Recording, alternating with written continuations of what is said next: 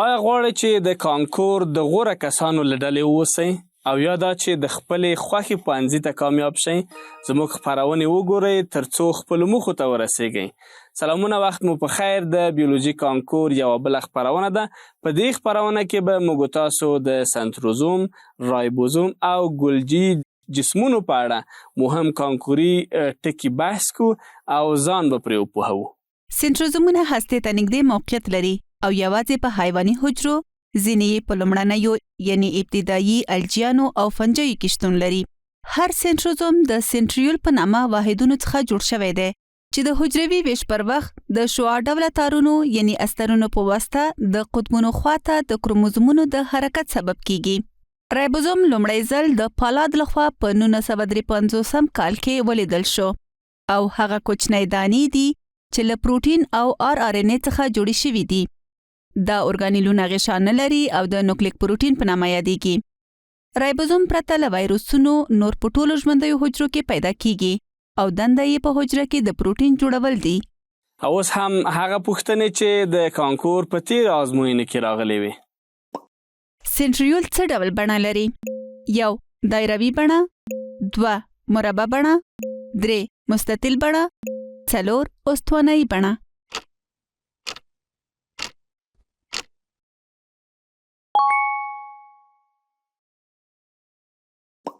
په حجره کې د رایبوزوم دنده څه ده؟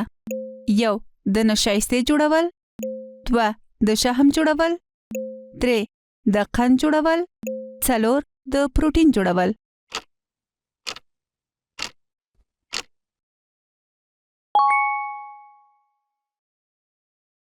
بل اورګانیل چې خبرې پرې کوو ګلجي جسمونه یا ګلجي باډي نومیږي. دا اورګانیل د یو ایټالیوي پوه په واسطه چې کامل ګلجي نومیږي په کال 1898 کې په یوه حیواني حجره کې کشف شو. دا چې د دې اورګانیل موقعیت او جوړښت څنګه دی په ګډه یې سره ګورو.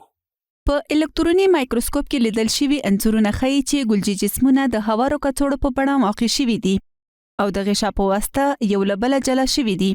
دا اورګانیلونه د حجرو په ترشحي کړنو او د پروټینونو په بسته‌بندۍ کې اړین رول لوبوي.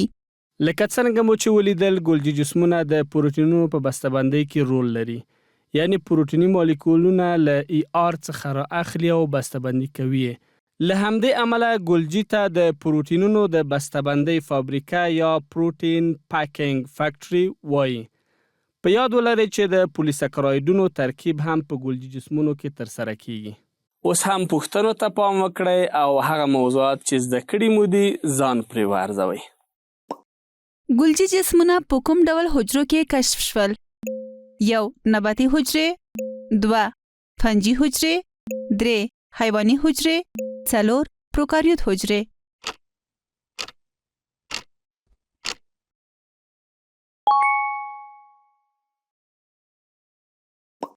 کامل ګلجي د ګلجي جسمونه په کوم کال کې کشف کړل؟ 1. 1898 میلادي، 2. 1890 میلادي، 3. 1900 میلادي، 4. 1880 میلادي.